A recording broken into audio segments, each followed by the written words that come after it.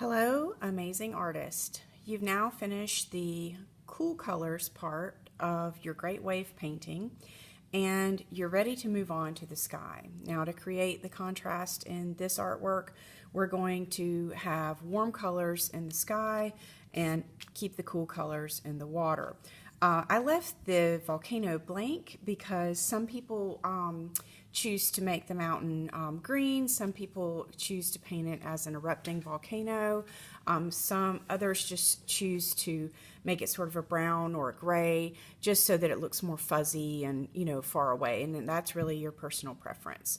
The way that I did the sky was to just take this small space up here and use these materials.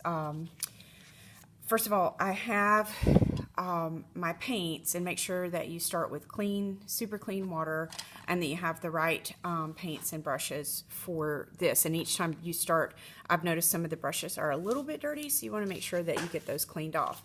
You're also going to want to make sure that you have your newsprint paper, because you're actually going to want to go off the page with this sponge.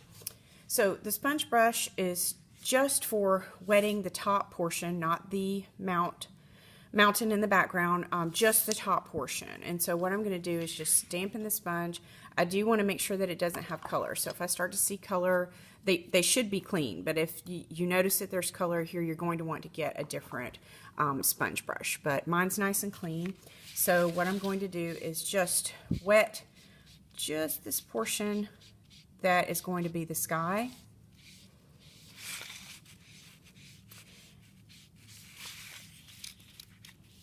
Being careful to move around Mount Fuji. And that's about it. That's finished. And so then I'm ready to set this aside. The next thing I'm going to do is use this palette to choose some warm colors. So I've got a few warm colors to choose from here in the temperas. And what I'm going to do again is choose a brush, make sure it's nice and clean. And then because this paper is already wet, what's going to happen is the colors that I choose are just going to sort of bleed together, which creates a really nice effect. So I'm going to choose some of the tempera, and I'm just going to spread out my colors in different areas. Go ahead and add a bunch of yellow too, actually.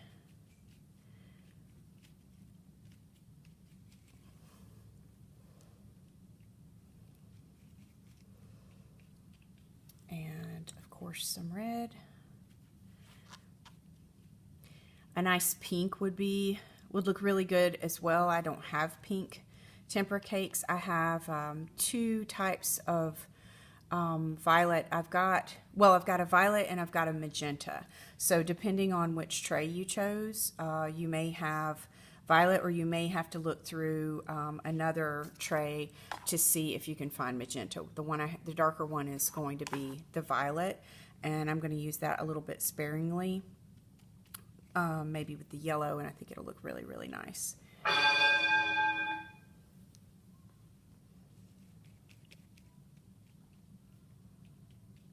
Okay, that's just about done. I need a little more yellow in there.